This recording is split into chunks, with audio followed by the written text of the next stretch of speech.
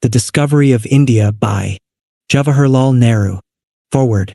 My father's 3 books, Glimpses of World History, an autobiography, and The Discovery of India, have been my companions through life.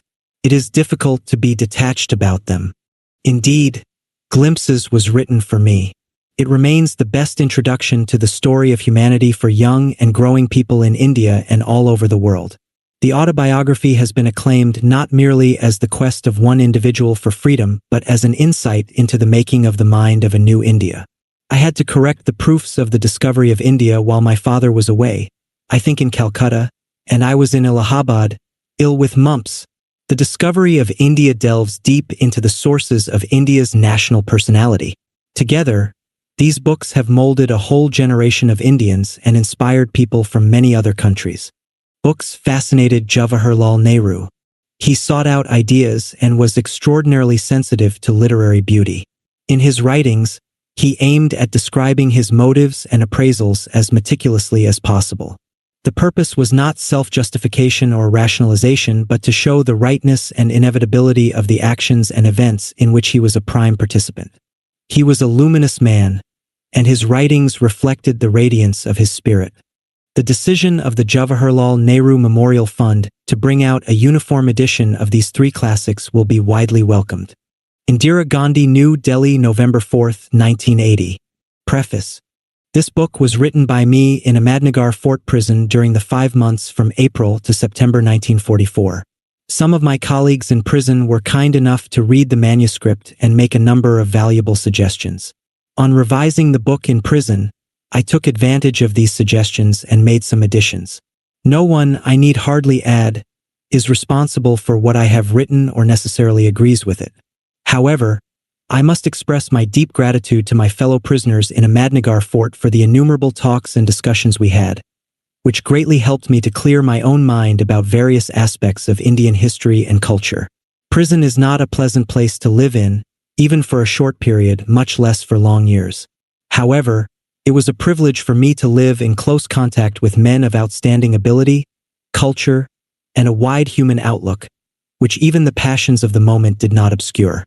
My 11 companions in Ahmednagar Fort were an interesting cross-section of India and represented, in their several ways, not only politics but Indian scholarship, both old and new, as well as various aspects of present-day India. Nearly all the principal living Indian languages, along with the classical languages that have powerfully influenced India in the past and present, were represented, often at a high standard of scholarship. Among the classical languages were Sanskrit, Pali, Arabic, and Persian. The modern languages included Hindi, Urdu, Bengali, Gujarati, Marathi, Telugu, Sindhi, and Oriya. I had this wealth of knowledge to draw upon, and the only limitation was my own capacity to profit by it.